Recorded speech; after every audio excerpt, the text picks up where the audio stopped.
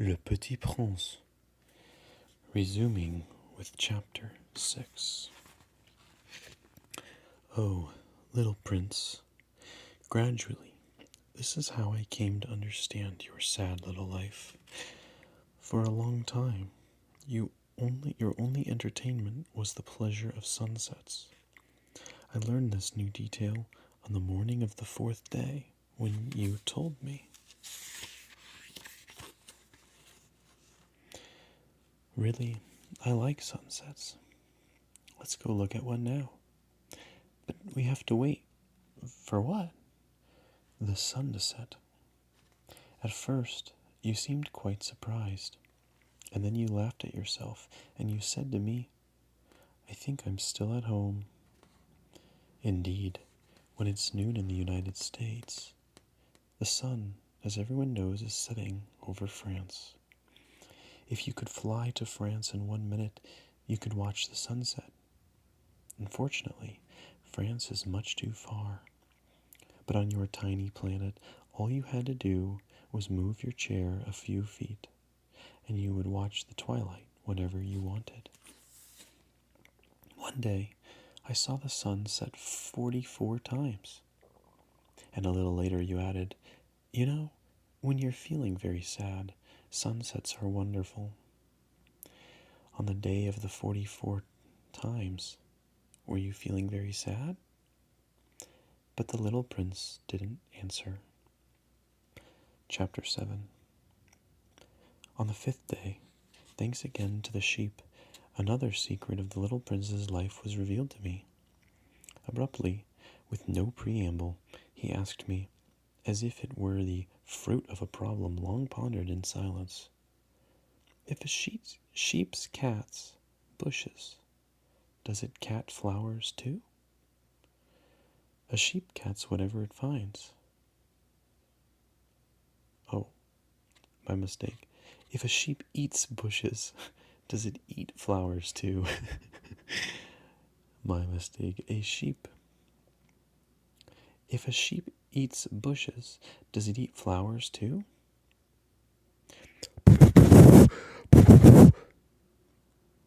If a sheep eats bushes, does it eat flowers too? A sheep eats whatever it finds, even flowers that have thorns. Yes, even flowers that have thorns. Then what good are thorns? I didn't know. At that moment, I was very busy trying to unscrew a bolt that is jammed in my engine.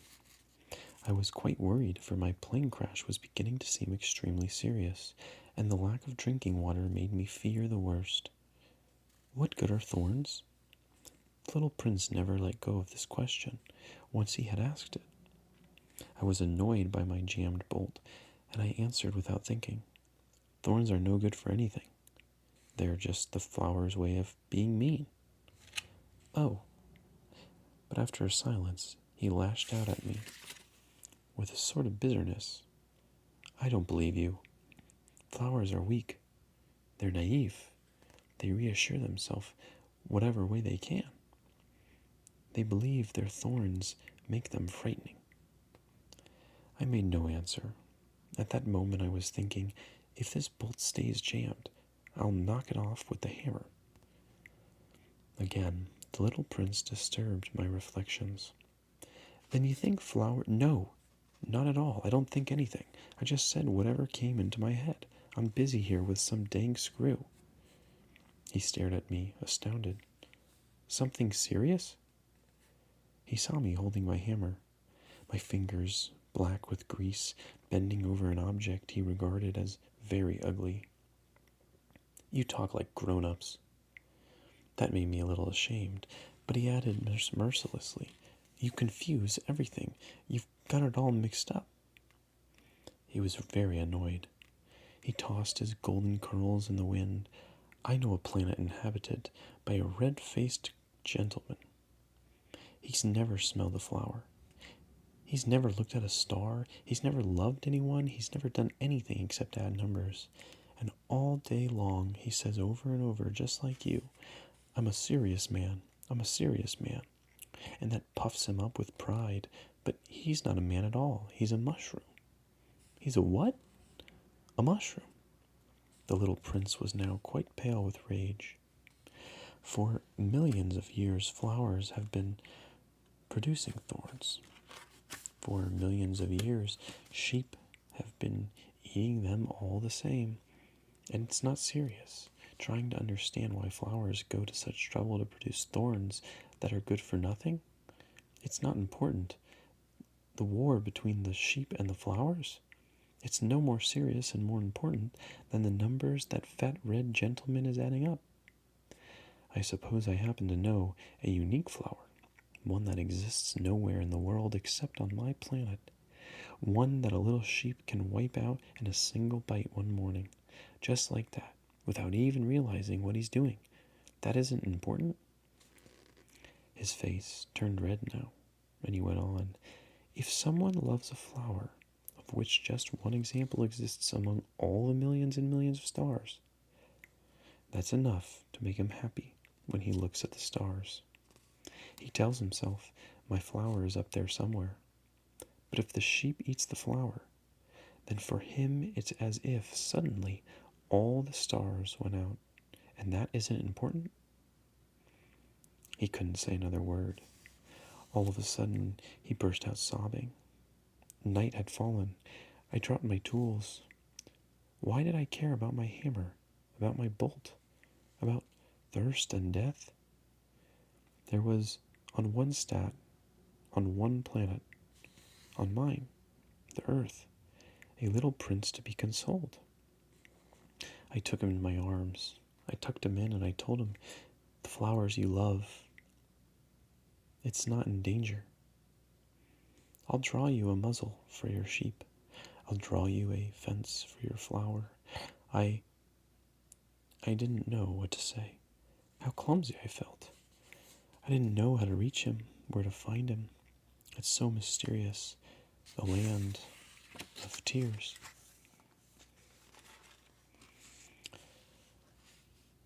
Chapter 8. I soon learned to know that flowers better. On the little prince's planet, there had always been very simple flowers, decorated with a single row of petals so that they took up no room at all and got in no one's way. They would appear one morning in the grass and would fade by nightfall.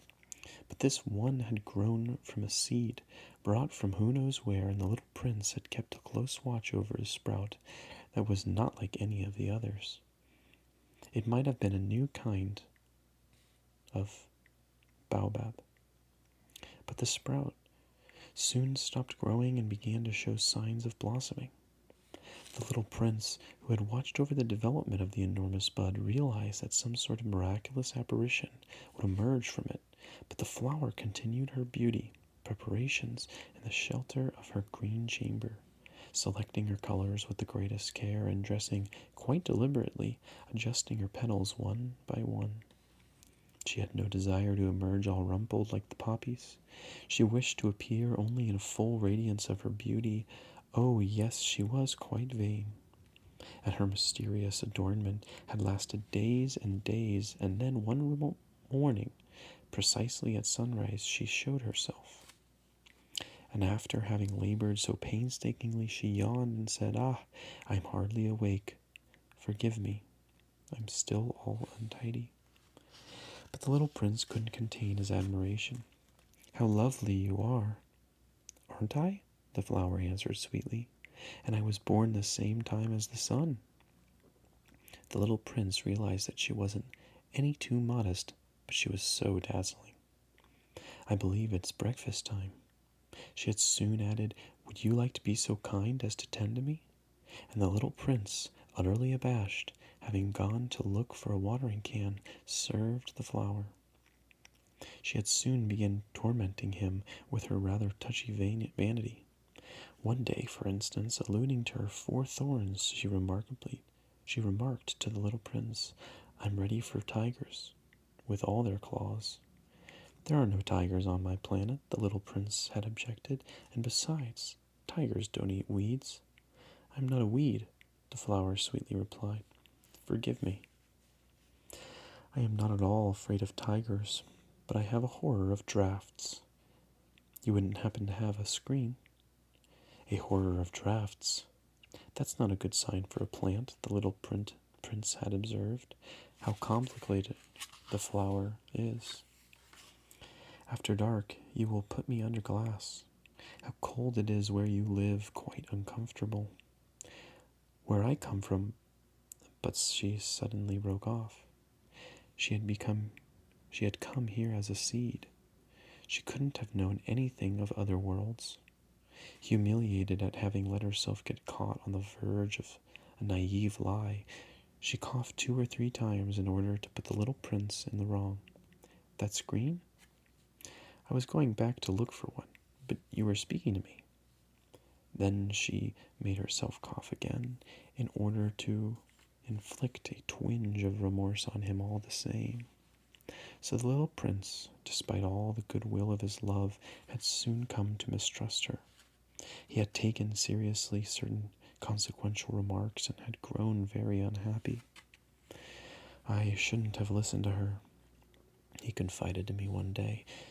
You must never listen to flowers. You must look at them and smell them. Mine perfumed my planet, but I didn't know how to enjoy that. The business about the tiger claws, instead of annoying me, ought to have moved me.